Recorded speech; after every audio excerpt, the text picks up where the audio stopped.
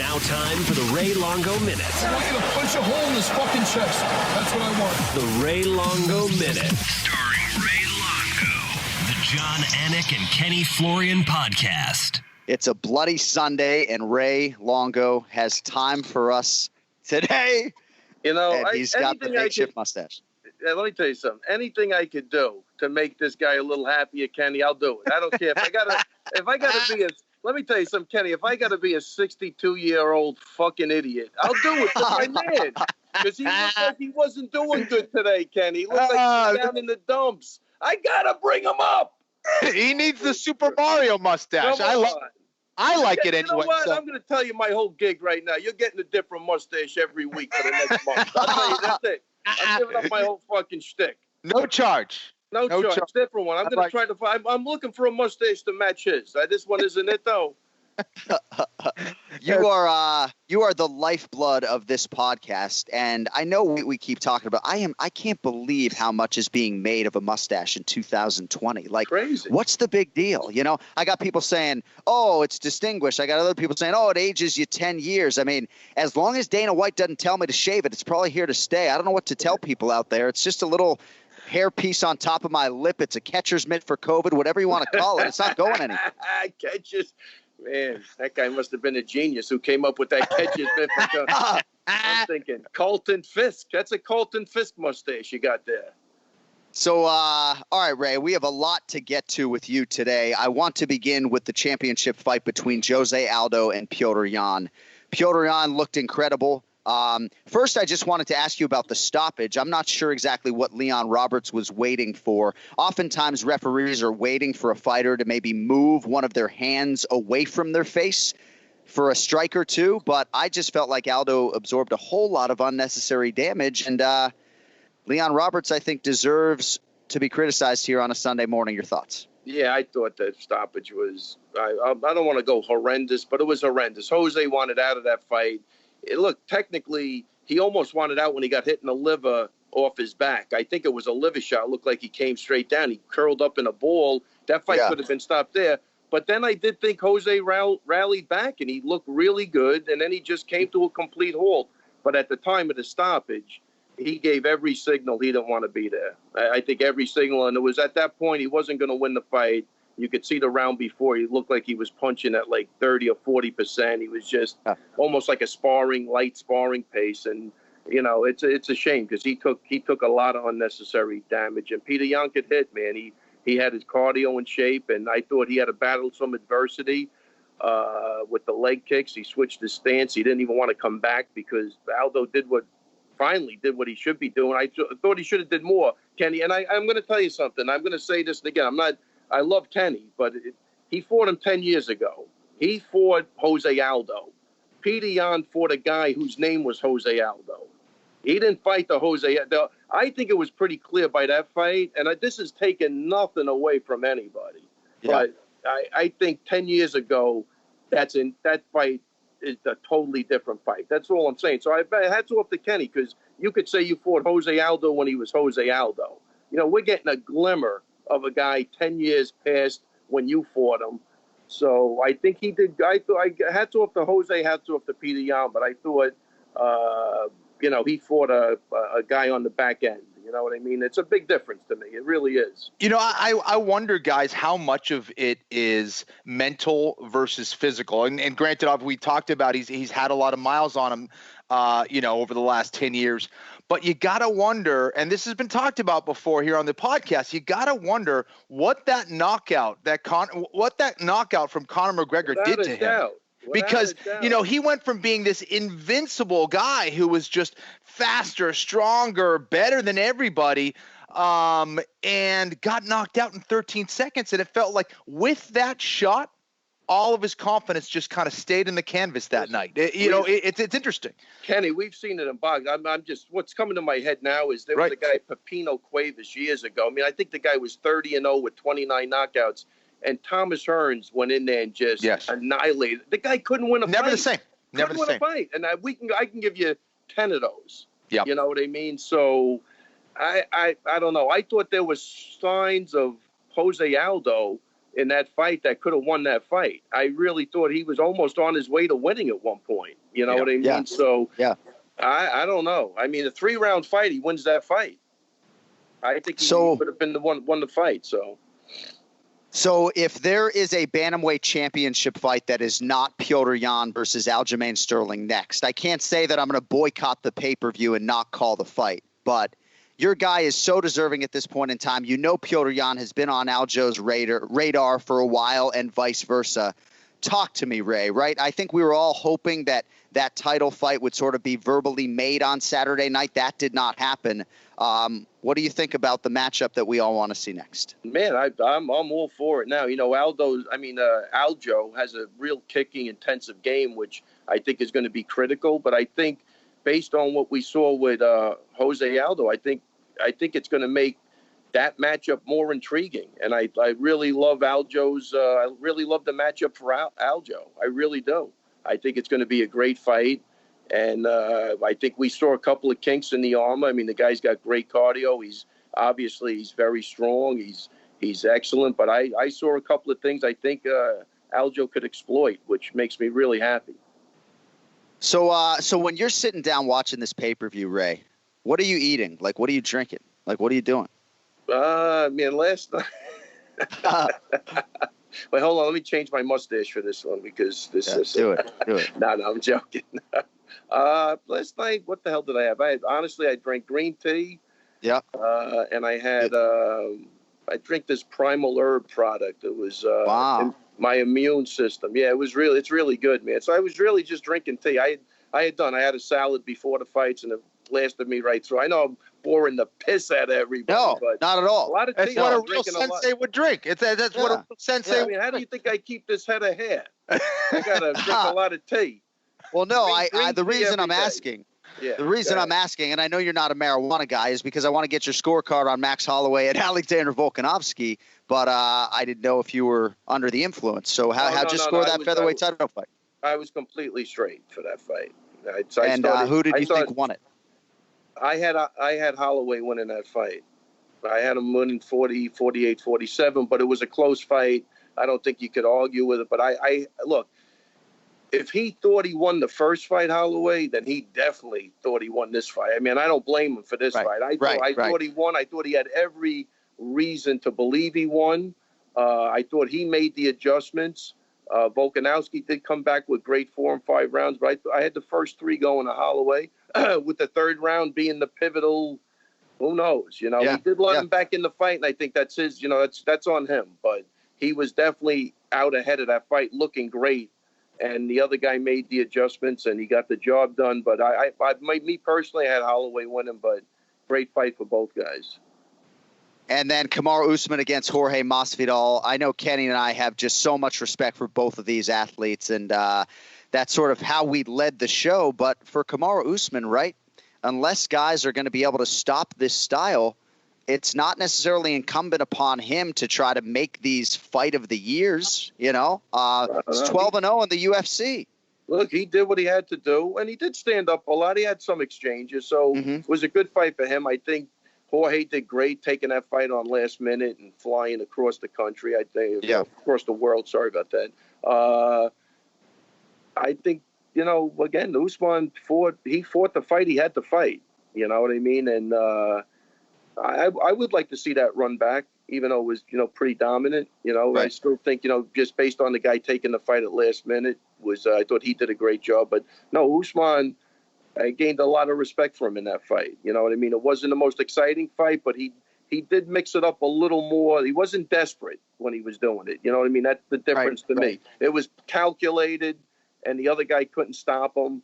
And, you know, they could have maybe broke it up against the cage a little quicker sometimes, but all in all, he did what he had to do. He fought a very smart fight, and he took a couple of shots. He ate them. He came back with his own stuff. But I don't know if that has to do with Jorge not having the full training camp, or just that's the difference in, you know, in ability. You know, that always raises that question. But he did a great job, Usman, and I thought Masvidal held himself, like, you know, accountable, and he looked. When he was on, but he just couldn't sustain that pace. That's the problem.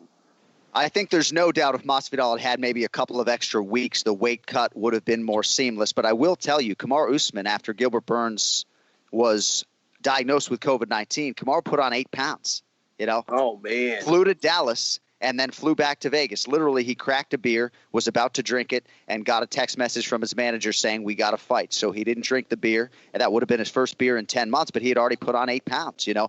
So there were some challenges for Kamaru as well, and I do think he deserves. Yeah, oh no, without a doubt. I'm not taking nothing away because, like you say, those last-minute replacements and, you know, different styles, it sucks for the guy. You know, I mean, I think we've seen it with Ferguson and Gaethje. Probably was better off waiting for Khabib. I mean, you know, and this one worked out for Usman. He did the right job. Yeah. But, you know, those things always suck, man, you know, because it is important to have a decent training camp and, you know, be able to have things the way you want them. So at that level anyway. I want to start with Ken Flo here on what was the fight of the night, the rematch between Thug Rose Namajunas and Jessica Andrade. Kenny, I feel like even Trevor Whitman would acknowledge Andrade's adjustments in this fight, right? This is a really hard matchup for a lot of women on the feet, but I felt like Andrade did a really good job of just trying to move laterally and get her head off of that proverbial center line to try to limit some of Rose's effectiveness. And I thought Andrade had a huge third round. I thought she could have won the fight. What were your thoughts on what was the fight of the night? It was a tremendous fight. I thought Andrade did everything possible to Andrade her way back into the fight. But the first 2 rounds were just Rose Namajunas is an absolute surgeon out there. She is such a technician, and there's just very few females in the world who can move like that, who are as precise as she is, who can really utilize those physical advantages against a monster like Andrade. I was blown away by Rose's performance. And then, you know, let's talk about her toughness. She ate a huge shot. I don't know if she broke her orbital there, but it was a big shot by Andrade. It was a right hand over the top at one point. I thought Andrade came back in that third round and won that, but Rose did enough to win that fight. They went at each other. The fight was there was aggression on both sides. There was excellent technique on both sides. It just Andrade a little bit too little, too late, and I thought it was to Rose's favor that it didn't go 5 rounds in that one. I thought the third round kind of helped her out in that regard. No question about it. She probably trained for those 15 minutes appropriately, right? We can't say that, you know, she would have been, if she didn't know it was a 5-round fight, she would have prepared differently. But again, Rose Namajunas is just amazing. Awesome to see her get back in the win column and to get an opportunity to fight for the belt soon. And awesome fight. Yeah. I agree with Kenny. I tell you, look, Rose Namajunas, what she does really good, she boxes, she can punch and balance with the movement. It's her footwork that is really the key in her style. But a lot of people can do one or the other, but she does them both. And, you know, I remember when I worked with Malignaggi a little bit, just watching his movement, how he could just leverage those punches and balance. That's what it reminded me of. She really has the boxing down better than anybody with her movement. The way she combines that and the way she keeps her head, you know, center, and she can always angle out and move. That's what saved it, because Andrade did make the adjustments, John. You're right, man. That head movement definitely did really good. But, I don't even know what the hell that guy's doing. He just interrupted my thought. But, you know what I'm saying? So he, I thought it was really, really good. So I really enjoyed listening to that corner as well. You know, Pat Barry obviously has a role. He was super vocal, especially in an arena where there were no fans. Trevor Whitman has value. Chico Camus is like the straw that stirs the drink for Rose. I mean, when we did our fighter meeting with her, Kenny, she just said, he's so athletic. He's the guy who brings out my flow state in the gym. She could not heap enough praise upon Chico Camus. But you think it's going to be Namajunas and Zhang Wei Li, Kenny? You think that's going to be the next strawweight title fight? Listen, I think that's the biggest fight you can make. I think it's the most interesting fight. I would love to see it. And again, Same. 2 very different styles, both very effective in the way they approach the striking game, but they really take 2 different approaches, which I'm really intrigued about. I don't know who would win that fight, but man, I want to see it, and I think the fans deserve it. Hopefully that's the next one that they make. Yeah. Hey, Ray. Yes. Did you watch the prelims? I for the most part, yeah. I think I saw most of them. How about Ken Flo's guy, Yuri Prochazka out of the Czech fucking Republic. Yeah. Unbelievable. This dude is a true martial artist. He is I told you. Martial arts. He was talking to us about wanting to show the world breathing techniques in the middle of a fight. Absolute pleasure to get to know him. A pleasure to watch him perform. Volkan Oezdemir has just regained consciousness. What a fucking knockout. Holy shit. No, I was that really was impressive. I mean, I didn't see the other stuff, but I did see the fight. No, he's super, super, super impressive. But, you're talking about personalities. I don't know why I'm going. I tell you that Amanda Ribas, holy crow. I mean, I just feel like I'm a better person after listening to her. Holy shit. Talk about being grateful and happy. Man, I hope that's not an act, because she just comes right through the screen at you. I mean, I love the attitude. I mean, I really love the attitude, man. It was crazy. You know what I mean? So I love that. But when you were talking about the other guy, my brain just shifted because I went to Hebos. Talk about a personality jumping off the screen at you. That's it. I mean, she is an absolute doll. Fucking marry me, Amanda Hebos. You know? How dare you? Get on the Hebos. Take it back right now, Chrissy. Yeah, I'm going to take it. Take it back. Hey, since you brought up that fight, Amanda Hebos was minus 900. And she probably deserved that distinction, as crazy as it sounds, Ken Flo. The other side of it, obviously, is Paige Vanzant. I think we all can see Hebos contending at strawweight and certainly contending at flyweight, where there are not a lot of high-level contenders, with all due respect. But what about Paige Vanzant, Ken Flo? This fight was kind of over for her before it began. Yeah, this was an unfortunate matchup for her to start with. And, you said it. You look at someone like Amanda Hebos and you say, well, a 900, favorite, that's ridiculous. And she goes out there and shows exactly why she was that 900 favorite. That's about as clean of a performance as you're going to get. I mean, was there a mistake there? It looked like she was going to miss her opportunity to take the back. Didn't matter. She flowed right into one of the more gorgeous arm bars you will see. There was no mistakes. It was as clean as a performance. Paige Vanzant is as tough as they come. You could see she did not want to tap. Ultimately, that was the only thing she could do. For Paige, this really couldn't have gone worse for her. She really didn't get anything going. There's not, unfortunately, one thing you could really point to say, well, at least you did this. This is a tough one for her. It's going to be a tough one for her to come back from, and it's going to be a tough one for her to negotiate from. I don't know if this bodes well for her as far as her wanting that UFC contract that she thinks she deserves. It's going to be tough. Skill-wise, she has a lot of work to do. Paige is as nice as they come. She's as tough as they come. But she's going to have to go back to the drawing board and really add some new skill sets to her game. Hey, Ray. Yeah. Before I let you go. Yeah. You have one thing that you need to do, okay? Shave my mustache? What is it? What is that? Anything for you? What do you want me to do? All right, so I've been able to mustache? spend some time with Matt Serra here on Fight Island. My condolences. Sorry. Really, I really feel bad for you. He is, he's all over the place. He's filming Dana White looking for a fight on Monday. But here's what he's looking for right now? He's looking for a plane ticket home. That's what he's looking for. Yeah, no, you're right. That's it. Right. He's not looking for a fight. He's looking for a plane ticket. Anybody got one? Yeah, maybe a little weed in a place where they really do not like the devil's lettuce. Oh, all right, wow. This is your mission. Devil's lettuce. No, this is your mission. Isn't that what they call it, Cody, right? The devil's lettuce? All right, this is your mission, okay, Ray? Yes. You can't let Matt Serra leave Fight Island without getting Aljamain Sterling the title shot, right? Yeah, he's Dana White's right-hand man. I mean, you guys got to get this done. Yeah, we're a little weird with asking for favors, but I hear you. I'm going to have to put the screws to him. But all right. When is he leaving? Is he staying there? I think he is staying for maybe one more show and getting out of here, but I don't have his itinerary in front of me. Get this out of here. Hey, you got anything else before we let you fly, my man? What else you got? I mean, you're bringing up my whole day. I don't know. You want to know what I had for breakfast? What other interesting questions you have? What shoes? Am I wearing shoes or sandals? What do you got for me? I want to Kenny, I'm watching him smile. That's all I care about. That's right. The mustache did it again. Yeah, the mustache got you, man. What are they? 2-0. Physical 2-0. 2-0. Yeah. Yeah. What will it be next week? Cody, can you market this stuff? What will it be next week?